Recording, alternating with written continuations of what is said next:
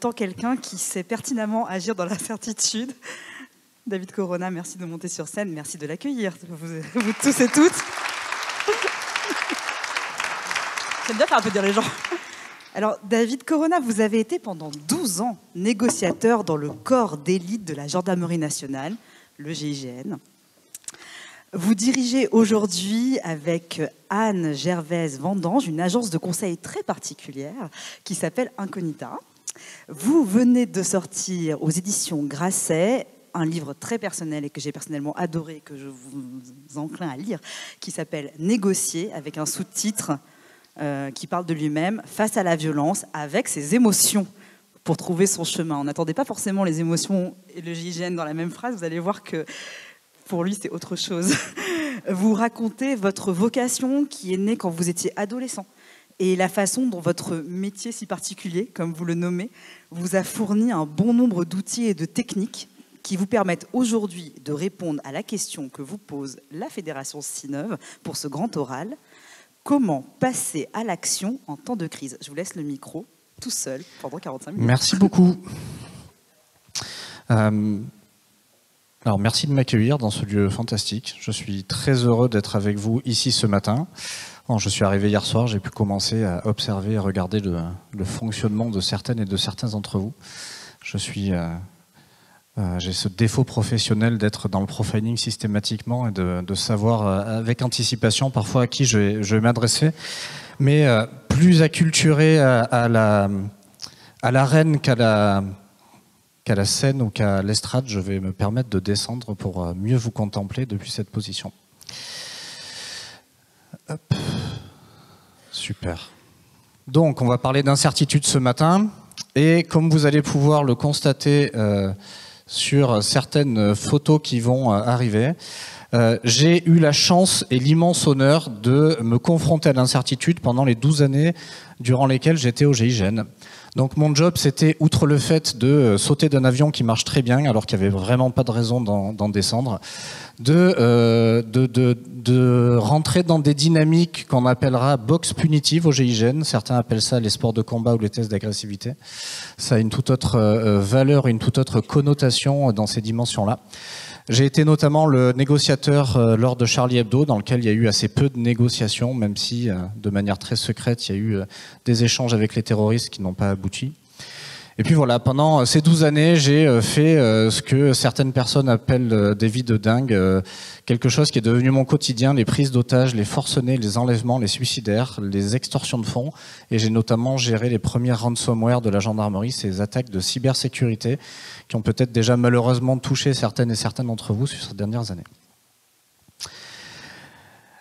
Et ça partait plutôt bien pour gérer l'incertitude, car vous le voyez sur la photo de gauche, c'est la définition de l'espoir. On pourrait se dire que ce jeune garçon va faire quelque chose, mais surtout pas ce qu'il y a sur la photo de droite. Alors pour autant, j'étais déjà taillé pour l'aventure. J'avais une frange et une nuque longue, un truc improbable, avec cette couleur de cheveux qui déjà cultive le second degré. J'ai un foulard en soie et un pull boulet bill que vous ne voyez pas mais qui est magnifique, tricoté par ma grand-mère, qui me permet déjà de désamorcer les situations les plus tendues. J'ai un petit corps potelé et des joues bien remplies qui vont me permettre de résister au froid et à la faim dans quelques années. Et j'ai surtout ce petit sourire niais qui permet de désengager les situations de conflit dans les cours d'école. Pour autant, à cette époque-là, je passe mon temps entre discuter, négocier avec mes harceleurs qui trouvent que j'ai pas la bonne attitude, pas la bonne couleur de cheveux, j'ai rien qui va, et me battre quand ça dépasse les bornes.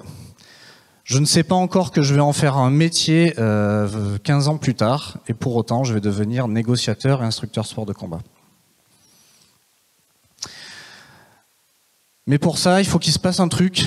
Et des appels, vous en avez sûrement croisé. Alors, on pourrait parler de l'appel de la religion. Hein. On retrouve dans toutes les religions cette notion d'appel qui nous pousse à rentrer dans une spiritualité religieuse. Vous avez peut-être sûrement croisé des personnes, croisé des situations qui vous ont poussé à vous diriger vers une situation qui n'était pas forcément prévue au départ. Mon appel, c'est celui-là. On est le 26 décembre 1994. Sur le tarmac de Marignane se pose le vol Air France. Et je crois que ici, toutes et tous, vous étiez en capacité de comprendre ce qui se passait à cette époque-là. Moi, moins. Et je vois cette colonne d'hommes en noir monter à l'assaut dans une abnégation totale. Et j'ai quelque chose d'assez cathartique face à cette télé. Alors j'ai encore mon foulard autour du cou, j'ai encore mon pull boulet bill, et je dis à ma mère, c'est ça que je veux faire. Elle me regarde, elle éclate de rire.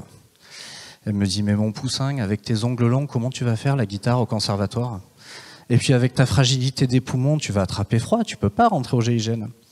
Et je vais lui dire non, c'est ça que je vais faire. Et le lendemain, je vais aller à la gendarmerie, je vais aller voir le brigadier, je vais lui dire, je veux rentrer au GIGN. Il va rire encore plus fort que ma mère et me dire, bah alors là, jeune, il va falloir passer le service militaire.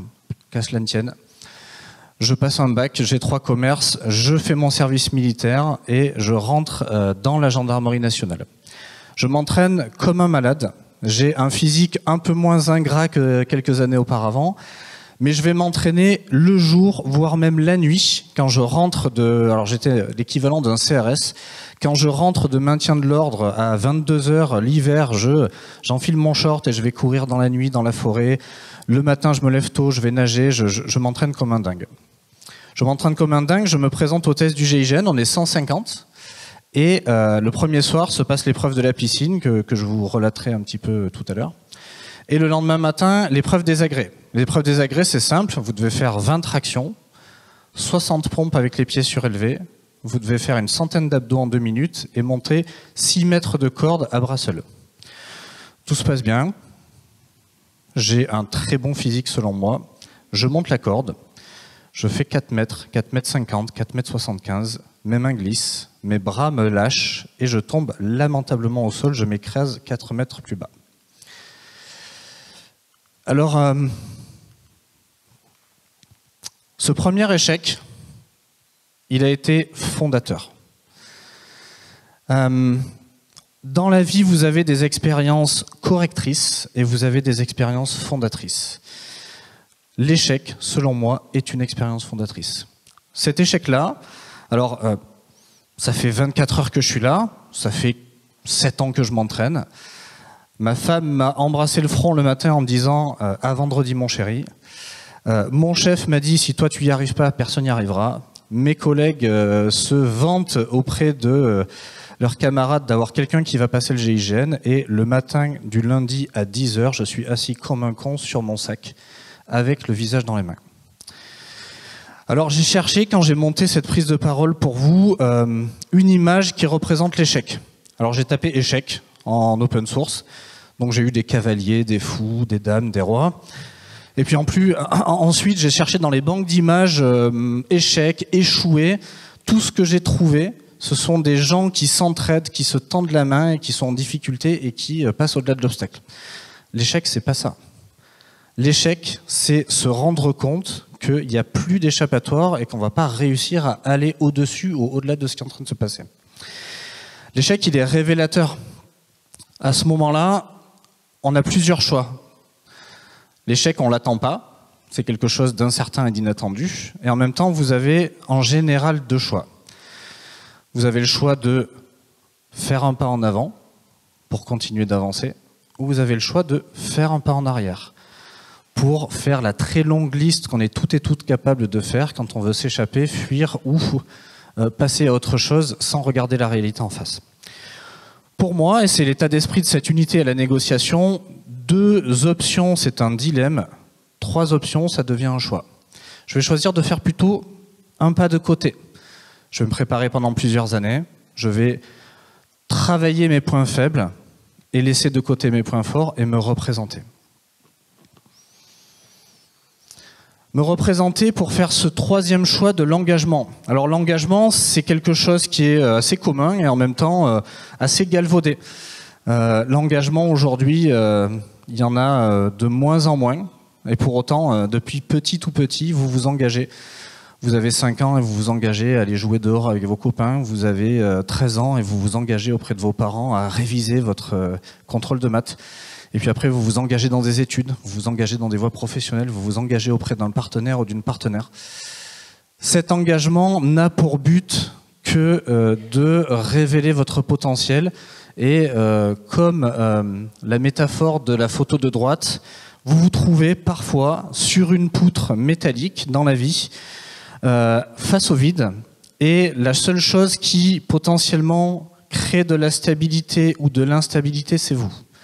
Cette poutre, quand il n'y a personne dessus, elle ne bouge pas. Si je la mets au sol, je marche dessus, je fais des demi-tours, je fais même des claquettes. D'ailleurs, les stagiaires, quand ils sont en phase de test, on leur demande de chanter des chansons ou de raconter des blagues au bout de cette poutre. Bon, ils ont assez peu le sens de l'humour à ce moment-là. On rit plus à leurs dépens que grâce à eux. Mais finalement, c'est l'individu qui est au bout de cette poutre qui va amplifier le mouvement et qui va faire qu'elle va rester stable ou qu'elle va complètement faire chuter le candidat. L'engagement, l'adversité, la difficulté, c'est ce qui va révéler votre potentiel et ce qui va potentiellement vous donner des épreuves qui vont faire s'opposer deux choses. C'est dans cette unité que je vais comprendre quelle est la différence dans les situations extrêmes entre improbable et impossible. Entre improbable et impossible, il y a un espace qui est absolument ridicule la plupart du temps.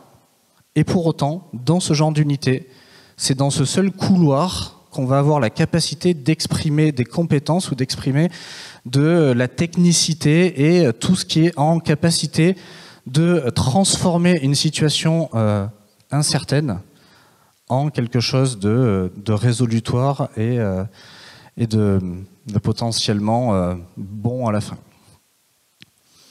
Mais l'engagement, si vous décidez d'y aller, va vous amener irrémédiablement vers les épreuves. Alors les épreuves au GIGN, c'est quoi? Alors on pourrait croire que ce jeune homme à gauche passe un diplôme de ramoneur. Non. On pourrait se demander ce que fait celui de droite avec les pieds attachés et les mains attachées dans le dos face à un bassin de 50 mètres. Mais la vraie question, c'est comment est-ce qu'il a fait pour mettre son bonnet de bain? C'est ça la vraie question. C'est pas vraiment ce qu'il fait là. Les épreuves, elles vont vous mettre devant une question. La question, c'est qui vous êtes. Et au-delà de cette question, c'est comment est-ce que vous fonctionnez face à la difficulté. Est-ce que vous êtes tourné vers le résultat ou est-ce que vous êtes profondément marqué par le processus de réponse? Ces épreuves ne sont que l'extension de la trop grande imagination des instructeurs qui, à 2h du matin, vous réveillent et vous mettent en slip sur une place d'armes par 5 degrés. Et alors que vous êtes en train de sortir de votre confortable torpeur et que vous êtes en train de trembler comme un troupeau de moutons, les instructeurs tournent autour de vous, vous regardent dans le blanc des yeux et vous disent « Il fait nuit, il fait froid et vous ne savez pas. » Il marche et il nous répète « Il fait nuit, il fait froid et vous ne savez pas. » Si vous êtes prêt à vivre avec ce mantra en tête pour les 15 ou 20 prochaines années, vous pouvez revenir vous coucher. Dans le cas contraire, vous prenez votre sac et vous n'avez rien à faire dans cette unité. Donc cette incertitude, elle est culturelle, elle est cultivée via la pédagogie de l'échec dans les forces spéciales, et notamment au GIGN. Et donc la vraie question, c'est comment est-ce que vous réagissez face à la difficulté quand l'inconnu se présente? Est-ce que vous reculez? Est-ce que vous avancez? Est-ce que vous vous ancrez dans un processus pour arriver à traverser le mur de flamme? Ou est-ce que la simple vue de l'atteignable ou du non atteignable de l'objectif vous fait diverger? Pour celles et ceux qui connaissent Michael Jordan, un immense joueur de basket américain, il a eu 51 tirs décisifs dans sa carrière. Il en a réussi 26.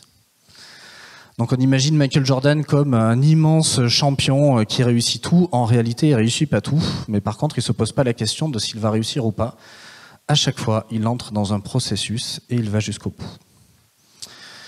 Alors les épreuves au GIGN, c'est Se retrouver à 3 heures du matin dans de l'eau froide à 8 degrés pendant 5 ou 6 heures, à brancarder un blessé avec de la boue jusqu'aux genoux et de l'eau jusqu'aux épaules.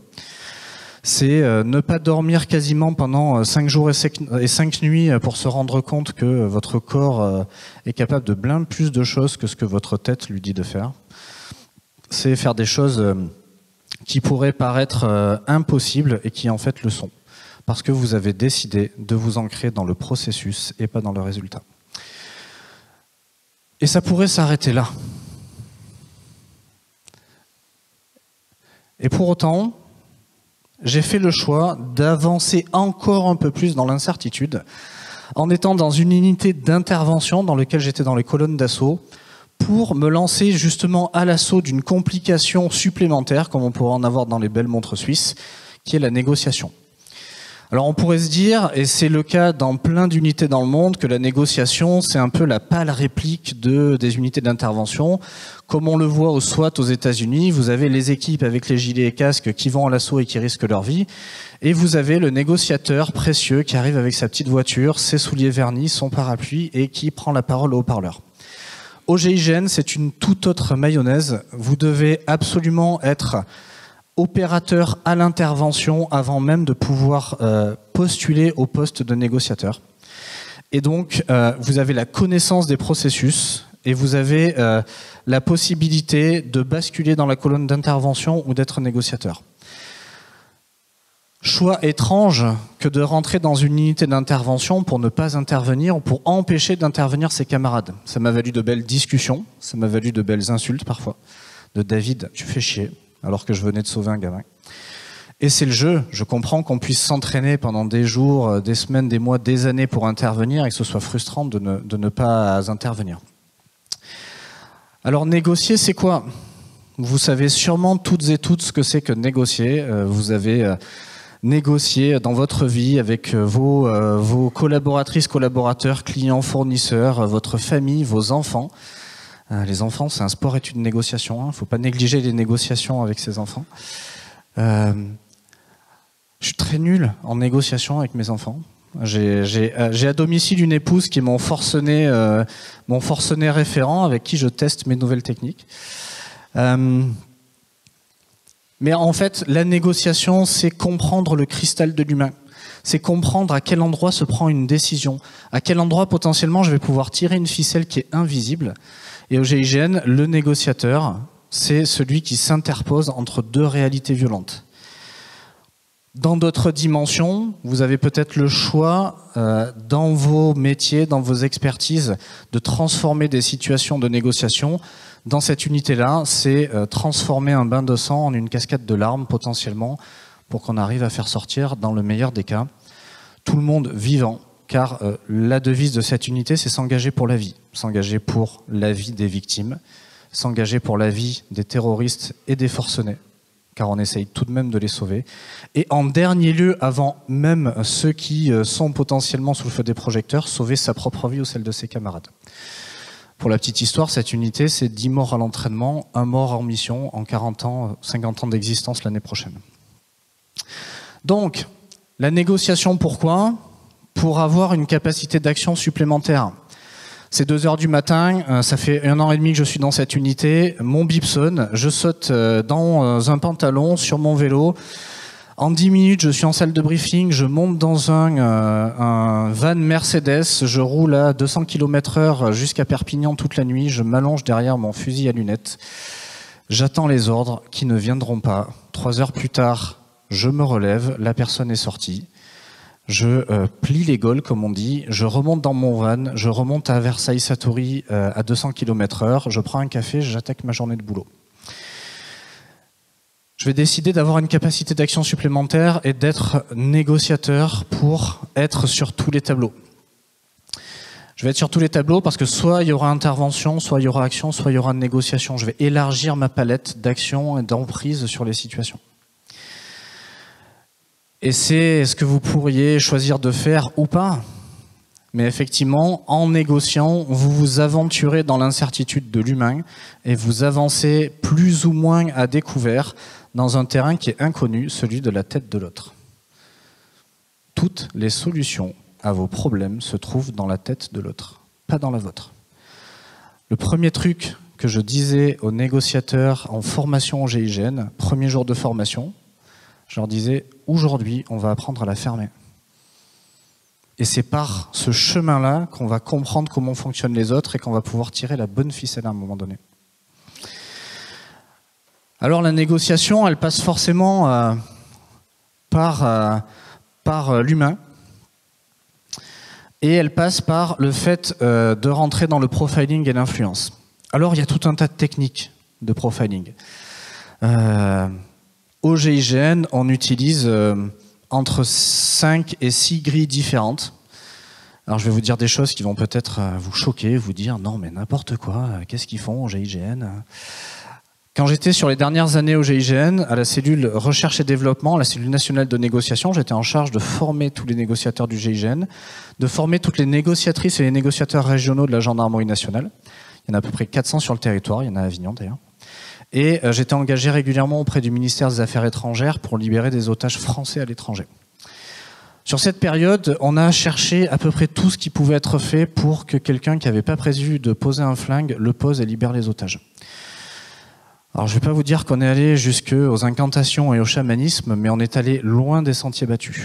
On est allé chercher l'hypnose ericksonienne. Comment est-ce que de manière conversationnelle, on peut changer l'état de conscience de quelqu'un de sorte qu'on va pouvoir planter une graine dans un terreau qui n'était pas forcément fertile à la base. On va utiliser des grilles qui s'appellent les énéagrammes, on va utiliser, qui parlent de la stratégie de vie d'une personne, l'analyse transactionnelle. On va aller chercher tout un tas de techniques qui sont issues du milieu thérapeutique à la base, qu'on va détourner et qu'on va utiliser pour influencer les personnes, car on ne se refuse rien dans cette unité, même les choses les plus incongrues pour arriver à nos fins. Par exemple, un des outils qu'on utilise régulièrement de manière prédictive au GIGN lorsqu'on se déplace sur une situation, c'est la morphopsychologie. C'est quoi ce truc ?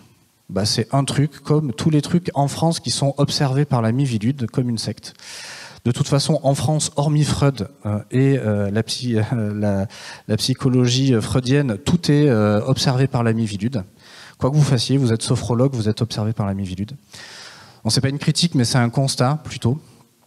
Et donc on s'est affranchi de ça et on a commencé à aller chercher justement cette technique-là pour se dire tiens, quand je vois le physique d'un rugbyman ou quand je vois le physique d'un danseur, c'est pas exactement le même physique qu'un footballeur. Et cette théorie qui dirait que le monde qui vous entoure façonne votre physique et via votre mindset, crée un endroit de rencontre entre votre visage et l'environnement extérieur, ça se teste. On le teste en mission sur des forcenés, sur des preneurs d'otages. 9 fois et demi sur 10, on a des résultats. De manière prédictive, sur les choses à faire ou à ne pas faire, à dire ou à ne pas dire. Alors cette grille, on va l'avoir modifiée. Mais par exemple, sur les 2 individus que vous voyez ici, vous avez à gauche, et je vais vous parler un peu chinois, mais je vais essayer de vous traduire les éléments. Vous avez quelqu'un qui a une zone instinctive très développée, qui fait qu'il va défendre ardemment son territoire, avec un menton très large qui prouve un engagement massif. Quelqu'un qui n'est pas un très bon communicant et qui a une zone émotionnelle relationnelle qui est très en constriction, qui est assez ramassée, et qui fait qu'on va avoir quelqu'un qui, avec du sang-froid, va être jusqu'au boutiste et avec qui on va avoir du mal à tergiverser. Quelqu'un qui va cultiver le pouvoir pour éviter la faiblesse et qui va, lorsqu'il est en difficulté ou en stress, écraser l'autre. À droite, vous avez un individu différent qui est un bon communicant avec une zone émotionnelle relationnelle plus développée, un nez charnu et projeté vers l'avant, qui fait que c'est quelqu'un qui apprécie de rentrer en relation habituellement et qui s'engage de manière très spécifique dans des causes qu'il a choisi de porter très haut dans ses valeurs et qui va passer par le mental pour essayer de faire passer son point de vue. Donc, au vu de ces 2 profils, le conflit russo-ukrainien a assez peu de chances d'un retour en arrière, ou d'une conciliation ou d'une médiation. Ça va finir par un des 2 éléments qui va craquer. Il y aura difficilement un consensus de trouver. Bon, alors, j'ai pas été sollicité, ni pour celui-là, ni pour l'israélo-palestinien, mais en tout cas, je suis disponible si vous avez des contacts. Mais ce que je retiens surtout de l'humain, c'est son côté imprévisible et, selon moi, dans l'incertitude, il n'y a pas de complexité. Il y a surtout une absence de souplesse et une absence de grille de lecture. Au même titre qu'un chien est capable de sentir bien plus d'odeurs que nous, la culture de l'anticipation des processus et du profiling de la connaissance de l'être humain va nous permettre de réduire ce champ d'incertitude. Tout ce qui va rester à la fin ne dépendra que de votre souplesse mentale. Et ça, vous avez un immense terrain de jeu, mais je vous apprends rien en vous disant qu'il y a une grande porosité entre celui ou celle que vous êtes à la maison et celui ou celle que vous êtes au travail. Ne vous privez d'aucune occasion d'influencer, de profiler, de vous mettre en difficulté. La difficulté est le chemin. Alors il y a un truc qui est un peu spécifique au GIGN, quand on apprend à piloter des véhicules à grande vitesse, on essaye de nous retourner le cerveau pour changer la vision qu'un conducteur lambda ou qu'une conductrice lambda pourrait avoir. Au départ, quand on conduit à grande vitesse, qu'on essaye de percuter des véhicules ou de faire des gymkhana, on a le réflexe classique de regarder l'obstacle, de tendre son corps et de freiner en espérant ne pas le percuter. Les instructeurs vont nous aider petit à petit à arrêter de regarder les obstacles, mais de regarder les échappatoires et les trous qui les entourent. À 220 km/h, on ne va pas réussir à s'arrêter, il ne faut même pas poser sur le pied sur le frein, il ne faut même pas regarder l'obstacle, il faut regarder les trous qui sont aux alentours. Et pour la crise, et pour les situations d'incertitude, vous pouvez bien sûr vous concentrer sur ce qui arrive et qui va vous poser un immense problème.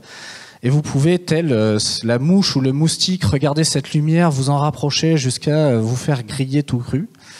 Ou vous pouvez d'ores et déjà, dès le départ de quelque chose qui arrive et qui n'était pas prévu, chercher les échappatoires et les contournements. Alors, qu'est-ce que je retiens de ces 12 années d'incertitude et que j'ai envie de vous transmettre et de vous partager ce matin? Alors, je l'ai partagé en deux. J'ai une petite trousse à outils un peu bête et mécanique, issue de plusieurs expériences, et j'ai quelques mantras que je fais miens et qui m'aident à aider les gens qui m'entourent à traverser des crises. Finalement, je fais la même chose. J'essaye de sortir des gens de certaines problématiques extrêmes.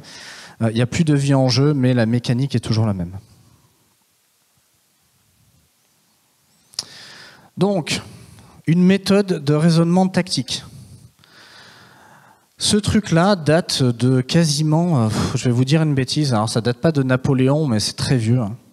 Ça s'appelle la MRT, la méthode de raisonnement tactique. Ça a été inventé par les militaires, donc c'est forcément simple. Normalement, avec 42 de QI, vous êtes en capacité de dérouler cette truc-là. Avec 17 de tension, à 3 heures du matin, vous avez un papier, un stylo, vous êtes capable de faire ça. Alors ça, vous pouvez l'utiliser pour aller faire vos courses dans une enseigne, charger la bagnole pour les vacances avec vos 3 gosses, mais vous pouvez envahir un pays avec. Bon, on va prendre l'option des vacances. Donc quoi, départ en vacances, où c'est où mon lieu de villégiature? Par où je passe? Est-ce que je prends l'autoroute, la route de montagne? Contre qui? Est-ce qu'il va y avoir des bouchons? Est-ce qu'il va y avoir des problématiques pour rentrer sur le site? Est-ce que j'ai déjà des difficultés en interne dans ma cellule familiale pour réussir à partir à l'heure? Avec qui? Avec qui j'y vais? Alors avec qui? Ma cellule familiale, mais qui va m'aider à faire ça? Est-ce que j'ai besoin d'aller à la révision avec mon véhicule? Est-ce que j'ai tout ce qu'il faut pour aller sur place? Est-ce que j'ai tout le matériel nécessaire? Avec quoi? J'y vais en voiture, j'y vais en train, j'y vais en avion. Quand? C'est quoi le moment de départ le plus opportun et comment est-ce que j'y vais? Comment est-ce que j'articule mon itinéraire et comment est-ce que je processise ce départ? Je rentre dans le détail. Avec qui précisément j'y vais? J'évite d'oublier ma belle-mère ou mon gosse, ça va la foutre mal auprès de ma femme. L'armement. Alors l'armement, ça va être quels sont les objets que je prends avec moi. Est-ce que j'ai besoin d'une planche de surf? Est-ce que j'ai besoin d'un masque et de ski? Avec quoi est-ce que je pars? La tenue adaptée également. La radio, comment est-ce que je communique? Est-ce que j'ai bien pris mon téléphone? Est-ce que j'ai bien pris mon ordinateur avec de quoi bosser? Parce que j'ai encore du boulot en vacances. L'alimentation, à quel endroit est-ce qu'on va s'arrêter pour se nourrir? Est-ce que c'est OK sur le trajet? Le camouflage, comment est-ce que je me mets en sécurité? Comment est-ce que j'évite les embûches du parcours? Est-ce qu'il y a des nœuds routiers? Est-ce qu'il y a des choses que je pourrais éviter? Bon, d'hiver, vous pouvez mettre ce que vous voulez. Comment est-ce que j'y vais? C'est quoi le moyen de transport précis? Et à quelle heure on se rassemble pour partir? Et enfin, c'est quoi la situation générale? Alors là, effectivement, j'ai connu quelqu'un qui remplissait toutes les cases pour partir en vacances. Il partait pas en vacances avec sa famille, il partait en mission d'observation en Provence-Alpes-Côte d'Azur. C'est quoi la situation générale? Est-ce qu'il va y avoir beaucoup de monde? Est-ce que c'est safe de partir dans cette zone? C'est quoi la mission? Bon, la mission, c'est vacances, mais la mission, ça pourrait très bien être boulot, ça pourrait très bien être négociation judiciaire, la mission, ça pourrait être sauvetage commercial et ainsi de suite pour une entreprise dans le cadre de votre activité. Comment est-ce que je vais le faire et qui va faire quoi? Dans le cadre de votre boulot, vous pourriez être plusieurs à effectuer des tâches. Qui décide et commande cette action et où est-ce qu'on se situe quand on a une action multiple au sein? Alors on pourrait très bien se dire que tous les membres de la famille se retrouvent cet été dans une villa et que chaque groupe est dissocié. Ce truc-là, vous pouvez l'avoir de manière bête dans votre téléphone, sur un papier ou dans votre tête. Si vous remplissez toutes ces cases, vous ne pouvez rien rater dans l'exécution de votre travail, de votre mission ou du projet dans lequel vous êtes seul ou plusieurs. Vous allez réduire le champ d'incertitude à peau de chagrin. Le deuxième truc que je retiens, c'est un truc qui est aussi bête que de respirer, mais de respirer différemment. C'est quand quelque chose survient et que je ne l'ai pas prévu, normalement, lorsque je suis hors de mon champ d'action, je monte en stress. C'est mécanique, c'est un mécanisme originel qui nous permet systématiquement d'avoir une réaction adaptée. D'ailleurs, ça s'appelle le mécanisme d'adaptation, le stress. Et donc, la réaction normale, c'est il se passe un truc que j'ai pas prévu, j'estime que c'est un danger, de manière plus ou moins logique. Normalement, c'est fait pour sauver votre intégrité physique, le stress. Aujourd'hui, je stresse parce que j'ai des problèmes sur mon compte en banque, parce que je vais arriver en retard, parce que j'ai pas donné le mot à la maîtresse. J'ai tout un tas de raisons de stresser qui sont détournées de l'utilisation originelle de ce mécanisme-là. Donc c'est simple, j'imagine qu'il y a un danger, mon cerveau envoie du cortisol dans mon corps, mon cœur accélère, mes muscles se tendent, la température de mon corps augmente, ma respiration monte dans les tours, je suis prête et prêt à agir. Je suis prêt à passer à l'action, combattre, rentrer en opposition avec la situation. Je suis prêt à fuir aussi, à quitter cette situation horrible, partir de mon job, quitter mon compagnon ou ma compagne. Alors la respiration en carré, ça va pas vous éviter un divorce, hein, je ne veux pas vous vendre du rêve non plus, hein. Faut rester réaliste. Mais en tout cas, c'est la technique qui est enseignée aux jeunes opérationnels du GIGN lorsqu'ils rentrent, en leur disant « Tu n'es qu'un homme, tu n'es qu'une femme. À 6h du matin, quand tu vas entendre Top Action à la radio, normalement, ton cœur devrait s'emballer. Et donc, comme ton cœur va s'emballer, on a besoin que tu restes lucide et stable émotionnellement pour prendre une décision. » Alors là, on parle d'avoir à 6h du matin une colonne d'assaut qui rentre à l'explosif dans un appartement avec des armes à la main. Mais ça pose des questions de cohérence dans la crise, de gouvernance et de prise de décision, quelle qu'elle soit dans votre vie. Et donc cette respiration au carré, là, c'est simple. Je vais inspirer dans un temps qui est défini, 3, 4, 5 secondes, en fonction de votre capacité pulmonaire. Je vais garder mes poumons gonflés, à bloc. Dans le même temps, je vais vider mes poumons sur le même temps et je vais rester en apnée les poumons vides dans le même temps. Vous faites ça 3 fois. Ça envoie votre corps, c'est la seule manière qu'il a de communiquer avec votre tête, qui est déjà partie trop loin, va envoyer le message à votre corps qu'il faut arrêter d'envoyer de l'adrénaline et du cortisol. Normalement, ce qui se passe derrière ça, et vous pouvez le faire en entretien, vous pouvez le faire au travail, vous pouvez le faire au volant, ce qui va se passer, c'est que votre respiration va ralentir, votre cœur va ralentir, et vous allez retrouver de la capacité de pensée et d'anticipation. Ça prend 20 secondes, mais ça peut être salvateur. Deuxième truc que je retiens de ce passage de quelques années au GIGN, c'est une phrase que nous répétait sans cesse l'instructeur de tir. C'est « Suis-je protégé, suis-je utile ?» Il nous disait « Vous voulez survivre au GIGN, vous avez 2 questions à vous poser, et si vous répondez pas oui à ces 2 questions, alors faites un truc. Suis-je protégé ? Est-ce que dans ma position, dans ma mission, dans ma gouvernance, dans ce que je suis en train d'effectuer dans mon entreprise ou sur ce projet, est-ce que je suis dans le confort? Est-ce que je suis à l'abri des coûts au sens large? Est-ce que j'ai bordé suffisamment les choses pour ne pas me faire balayer ou déstabiliser? C'est la première question à laquelle je dois répondre oui. Et la deuxième, suis-je utile? Est-ce que mon action est prépondérante? Est-ce que mon action est efficace et sert à quelque chose? Elles sont hyper simples, ces 2 questions. Bien souvent, quand ça part en cacahuète dans un projet ou dans un dossier, il y a forcément une des 2 questions auxquelles on ne répond pas oui. La suivante est un peu caustique, et je m'excuse d'ores et déjà pour les propos que je vais tenir, mais c'est une phrase que nous répétait jour et nuit, et surtout la nuit, quand on nous réveillait à la grenade, un des instructeurs. Est-ce que vous connaissez ce signe ? Scout toujours, c'est ça? C'est pas exactement ça. L'instructeur nous disait jour et nuit, sortez-vous les doigts du cul. Alors, j'ai été généreux au niveau du nombre de doigts, hein. On n'a pas tous la même souplesse, je suis navré. Mais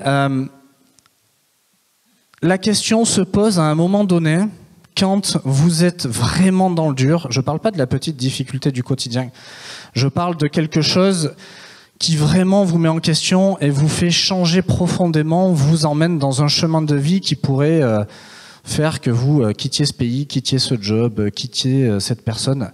Est-ce que vous allez décider de vous égocentrer, de vous recroqueviller, ou est-ce que vous allez décider de redresser la tête et de passer au-delà de cette difficulté pour en sortir grandi? Il y a 3 façons de sortir d'une crise. La première, comme plein d'entreprises dans les années 80, 90, 2000 en France et aux États-Unis, c'est disparaître. C'est la loi de Darwin, ceux qui survivent sont ceux qui s'adaptent, ça dégage. La deuxième, c'est de subir et de souffrir et d'être dans une cicatrisation horrible de crise pendant des années dans un groupe, une filiale. La troisième, c'est de sortir grandi et d'utiliser la crise comme une opportunité. Et ça, cette capacité de résilience, c'est une vraie question. À quel moment de votre vie vous l'avez déjà utilisée et à quel moment de votre vie c'est plus difficile de la mettre en œuvre?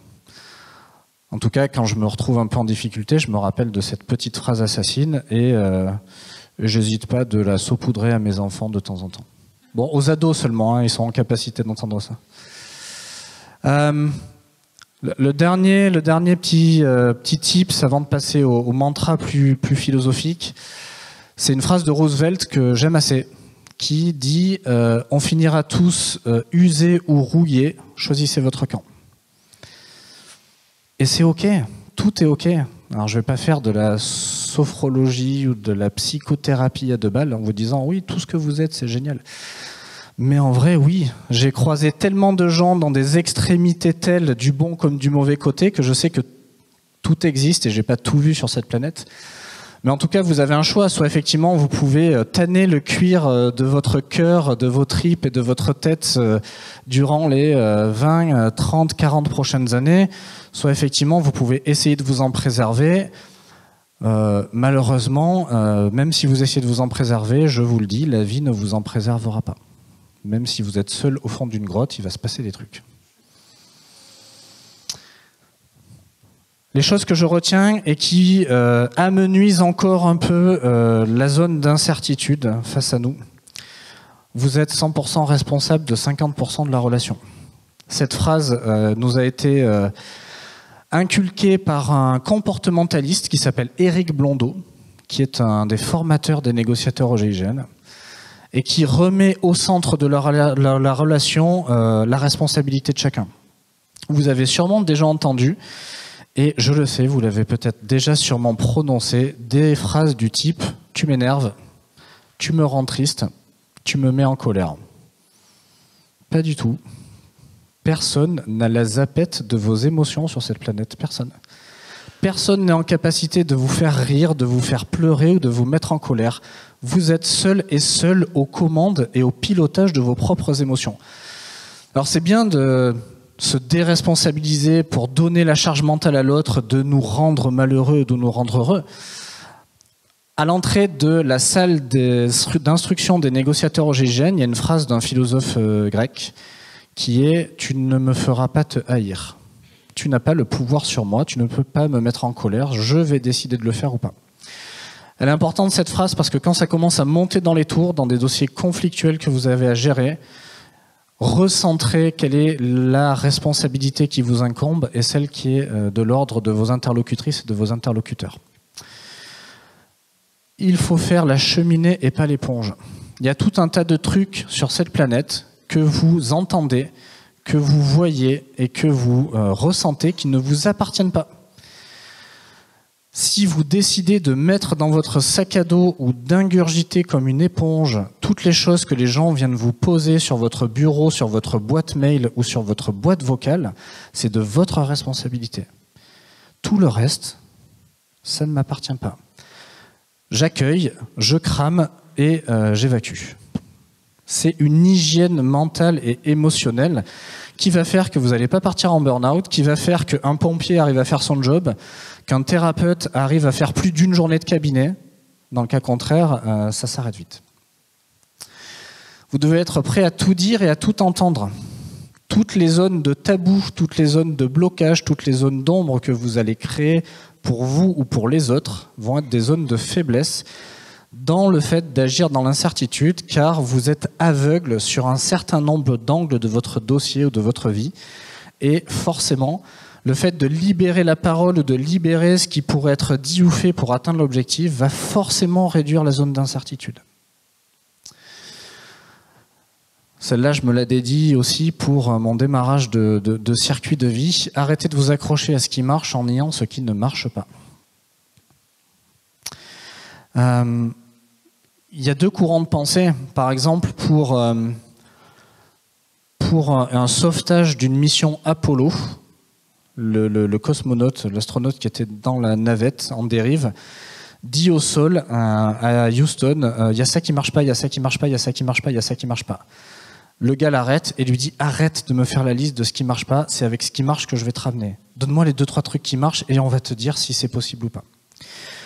Donc ça, c'est l'option 1 de s'accrocher à ce qui marche. L'option 2 de s'accrocher à ce qui marche, c'est de nier de manière plus ou moins consciente toutes les zones de faiblesse qui vont potentiellement, ou les zones de manquement qui vont potentiellement vous amener vers des déconvenus ou des échecs. Alors que ce soit conscient ou inconscient, peut-être que vous avez besoin de rattraper ou de travailler ou de tanner un peu le cuir de l'être humain que vous êtes à ces endroits-là. Mais plus vous allez regarder en face les zones dans lesquelles vous avez besoin de progresser, plus vous allez progresser vite. Tant qu'il y a du bruit, il y a de l'espoir. Appréciez à leur juste valeur les collaborateurs, clients, fournisseurs, enfants, conjointes, qui vous gueulent dessus et qui vous pourrissent. C'est une chance. Ça veut dire qu'il y a encore de l'espoir de changement. Ça veut dire que les gens qui viennent vous mettre en difficulté, qui viennent vous haranguer, qui viennent vous poser des questions, qui viennent vous mettre sous pression, estiment que vous avez encore le pouvoir et la compétence de faire quelque chose et qu'elles-mêmes ont encore l'espoir que ça change. Je n'ai aucun pire souvenir de mon passage au GIGN que les moments de silence. Le silence de Cédric, qui, un soir d'avril, dans un exercice de contre-terrorisme maritime sur un ferry avec les commandos Uber au large de Marseille, va tomber de l'échelle en pleine nuit, gilet casque avec 50 kg de matériel, sa Mae West ne va pas fonctionner avec la cartouche de sel et on va le retrouver 8 heures plus tard, abîmé par 800 mètres de fond. Et le silence des recherches de quelqu'un qui ne répond plus.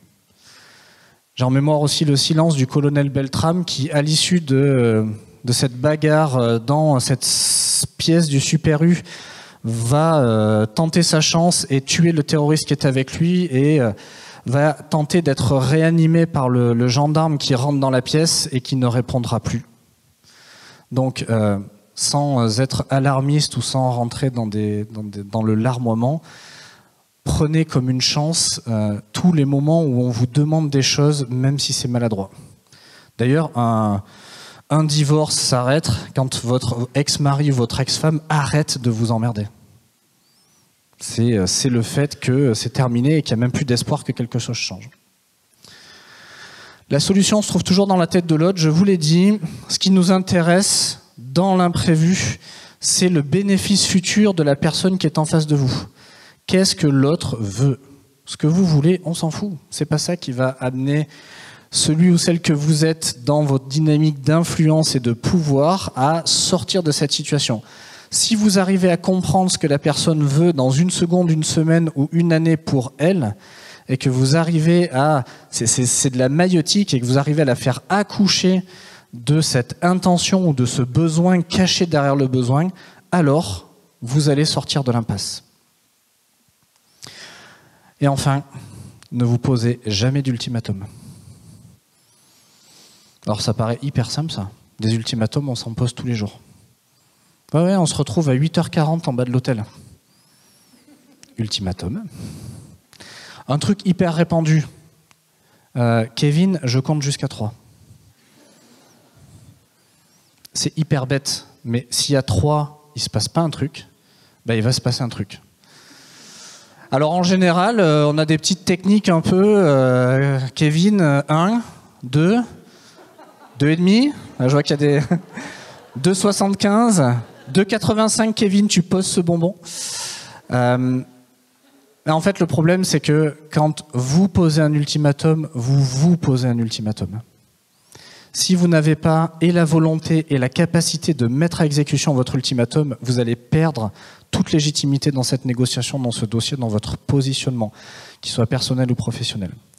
De toute façon, si vous allez jusqu'au bout, vous allez abîmer la relation, vous allez abîmer quelque chose duquel vous n'allez pas pouvoir revenir. Donc, si vous ne retenez de cette prise de parole qu'une seule chose, et que c'est dans mon dossier, dans mon projet, dans mon équipe, je vais arrêter de compter jusqu'à 3. Je vais arrêter de coincer les gens et de me coincer, je serai super content déjà. Et je vous remercie de votre attention. Maintenant, vous savez.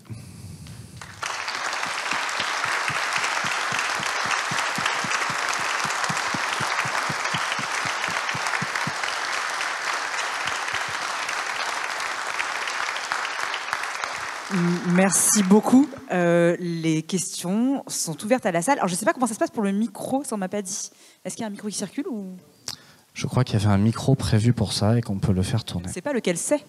Alors, je vais le faire. Je vais le faire, bien sûr. Ça peut être des questions, des réflexions, des partages d'incertitudes que vous avez pu avoir dans vos vies à vous, peut-être, ou ce que vous avez pensé de cette intervention, enfin, comment elle vous a fait réagir. Est-ce que quelqu'un a envie de dire quelque chose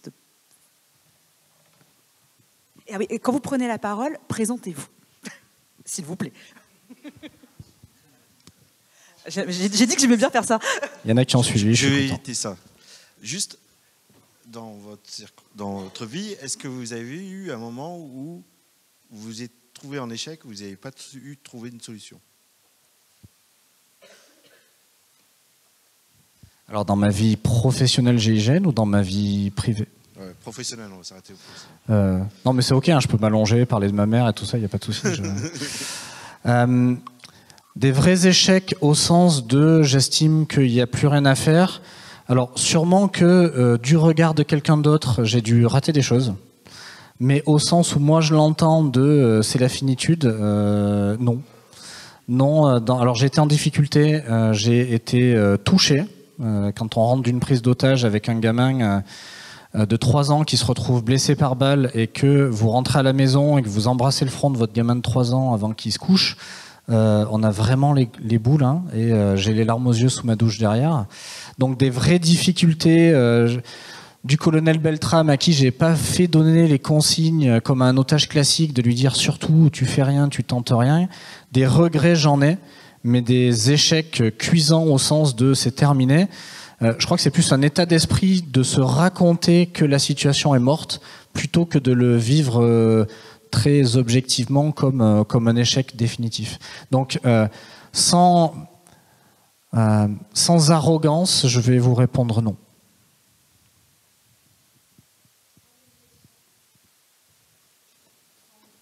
Non. L'acoustique ici, elle est compliquée et c'est pas tous les acousticiens présents ici qui diront le contraire.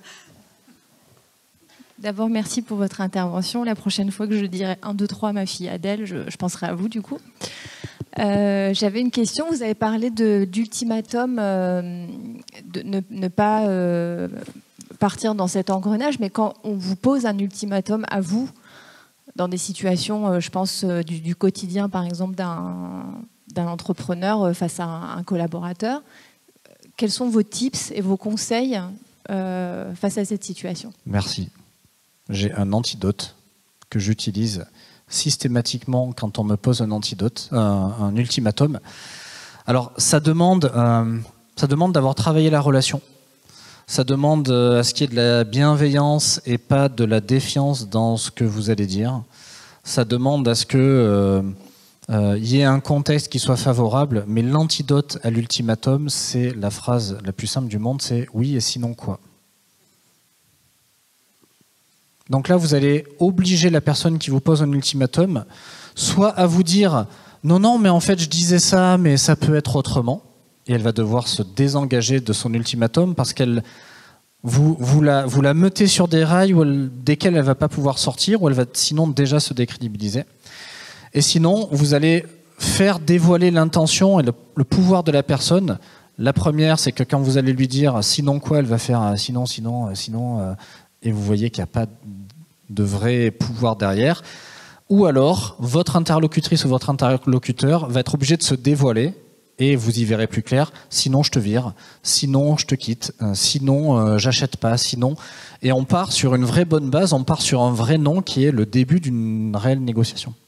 Mais le sinon quoi, sans dire ah ben oui, mais sinon quoi, sans arrogance, sans ironie, sans provocation, le vrai sinon quoi posé avec bienveillance de mais d'accord, mais il va se passer quoi en fait si j'arrive pas à faire ça?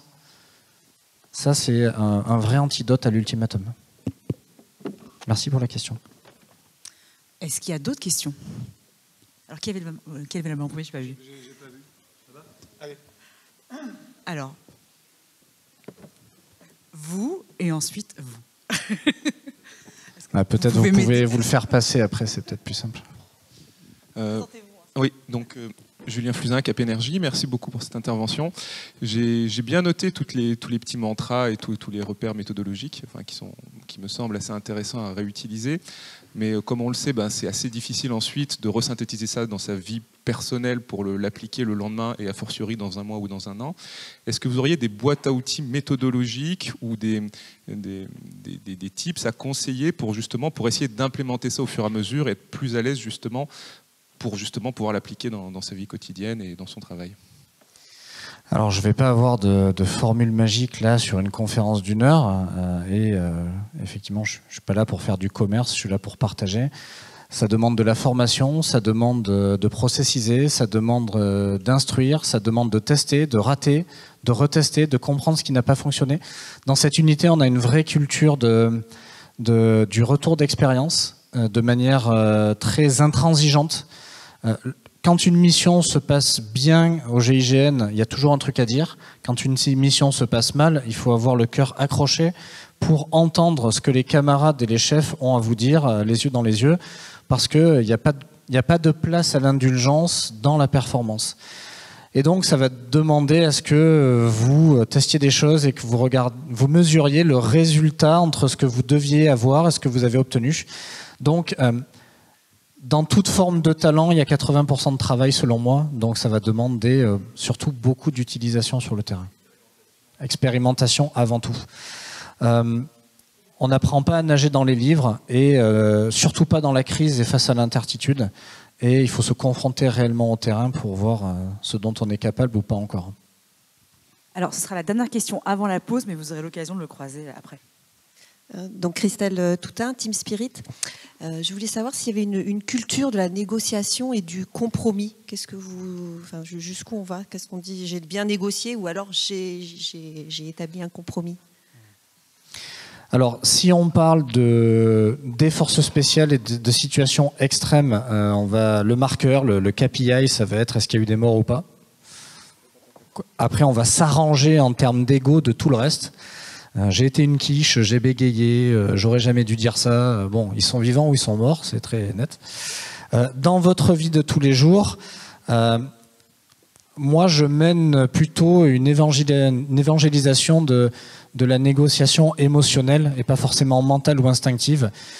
Donc, je vais être tourné naturellement vers le résultat obtenu, mais le résultat obtenu n'a qu'un seul marqueur, c'est est-ce que vous êtes contente ou pas de ce qui s'est passé.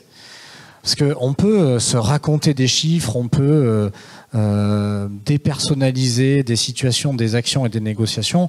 Au final, le marqueur que je retiens qui fait qu'on peut continuer à travailler avec quelqu'un, qu'on peut renégocier ou qu'on n'a pas abîmé quelque chose à l'intérieur de soi en tant que négociatrice ou négociateur, c'est est-ce que je suis toujours sereine quand je rentre en négociation? Est-ce que je suis abîmé émotionnellement? Est-ce que j'ai un regret sur ce truc-là?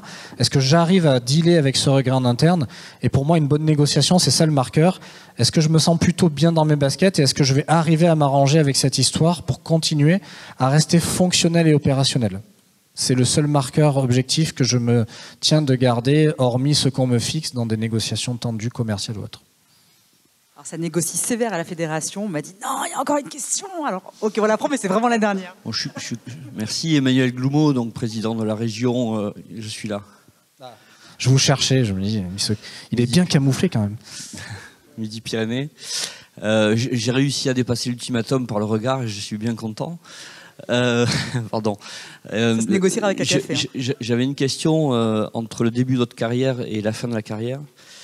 Le début de la carrière, on est jeune. On est engagé, on a cette envie d'aller réaliser son métier. La fin de la carrière, j'imagine que c'est une prise de conscience.